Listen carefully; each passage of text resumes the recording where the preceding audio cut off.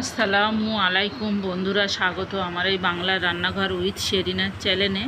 দেখুন বন্ধুরা, আজকে একটা মজার ভিডিও নিয়ে চলে এসেছি। দুটো হাঁস গরমের দিনে রান্না কিভাবে করা যায় সেইভাবে রান্না করব, আপনারা দেখতে থাকুন। মানে হাঁসগুলো বাড়িতেই ছাড়িয়ে নেওয়া হচ্ছে। গ্রামের দিকে কিভাবে হাঁস ছাড়িয়ে নেয়, গরম পানি ফুটিয়ে সেই পানির ভিতরে হাঁসগুলো ডুবিয়ে নিয়ে তারপরে হাঁসগুলো ভালো করে পশমগুলো ছাড়িয়ে নিয়ে তারপরে কলতলায় কাটাকুটি চলছিল।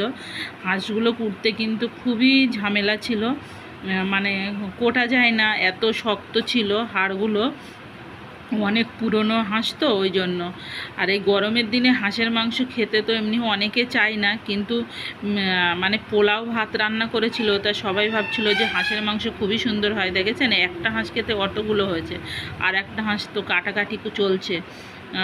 দুটো হাঁসে 2.5 কেজি মাংস হয়েছিল, আমরা মেপেছিলাম। তা হাঁসগুলো খুবই বড় বড় ছিল আর খুবই সুন্দর ফ্রেশ হাঁস ছিল। আর হাঁসগুলো মানে খুব সুন্দর করে, এত সুন্দর করে পরিষ্কার করে নিচ্ছিল, মানে কোনো কিছুই হাঁসের ভিতরে রাখছিল না, সব কেটে কুটে পরিষ্কার করছিল খুব সুন্দরভাবে। আমার পরিষ্কার করাটা খুবই ভালো লেগেছিল। হাঁসটা কোটাটা আমি করিনি, আমার বোনের মেয়ে করেছে। তা দেখেন, রান্নাটা আমি করছি।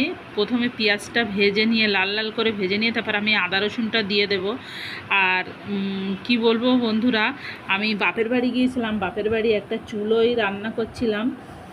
তা মানে চুলোর রান্নার একটা স্বাদ আলাদা বন্ধুরা। তা দেখুন কতগুলো মাংস হয়েছে। পেঁয়াজটা লাল লাল করে ভেজে আদা রসুন দিয়ে আমি ঝোল পাতলা করার জন্য ওই যে গ্রেভি হয় না, মোটা গ্রেভি, আমার যেন খেতে ভালো লাগে না। লাল লাল ওই কাশ্মীরি লঙ্কা আরও পেঁয়াজ বাটা এটা ওটা দিয়ে, একদম টমেটো দিয়ে অনেক হয়। হাঁসের মাংস কিন্তু আপনারা এইভাবে রান্না করলেই বেশি ভালো লাগে বন্ধুরা। আর এই ভিডিওটা আমার করতে গিয়ে মানে টিকটকের মতন ভিডিও হয়ে গেছে বন্ধুরা। আপনারা যেন চ্যানেলটা ছেড়ে চলে যাবেন না, এ খুব সামান্য একটুখানি আছে, দেখুন কেটে দিয়েও আপনারা দেখতে পারবেন। আর আমি কি কি মশলা দিচ্ছিলাম ওই যে দেখিয়ে দিলাম, মানে দালচিনি, এলাচ, লবঙ্গ, মরিচের গুঁড়ো, জিরে মরিচ বাটা, কাঁচা জিরে মরিচ বাটা দিয়েছিলাম, কাঁচা লঙ্কা দিয়েছিলাম।